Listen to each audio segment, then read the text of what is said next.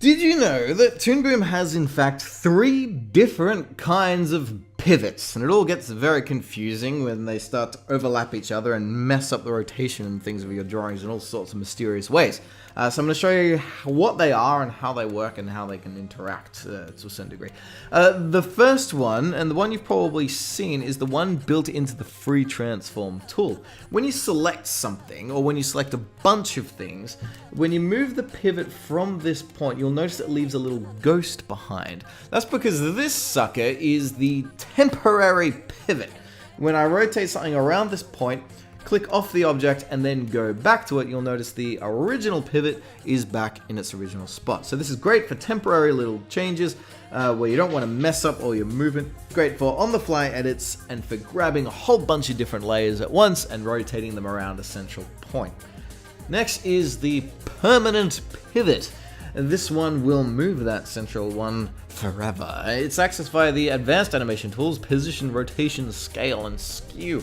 Use any of these and move it around, and it will stay in a new position as you move all the way through. You'll notice there's a bunch of different onions on this layer, by the way, and I'll demonstrate what that means as I put a new keyframe at the beginning and at the end and rotate it around that point.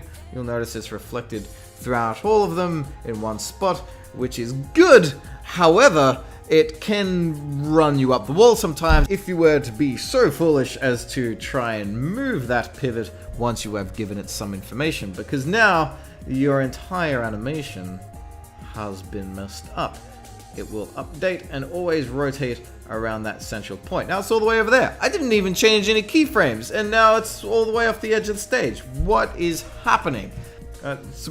You want to be careful with that one. If it's starting to get a bit too messed up inside of layer properties for whatever that pivot is attached to, you'll notice a pivot section that as I move this around, that number is updating in real time. Shifting it back to 0 will reset it. The third kind, and what is often the most mysterious, is the drawing pivot. The drawing pivot is a bit unique. It will update according to each individual drawing state on that layer. So for each of these onions, I can move it down in between this guy's feet, and on the next drawing, it's back at point 0 again. So I'm going to go through each of these drawings and put it at in between its feet like that. So now for each of these drawings, I have independent control. I can squash and stretch it, and it won't mess up any of the other drawings. All good. And even if I went back to my advanced animation tools now, you'll see that permanent pivot seems to be moving around respectively. That's quite interesting.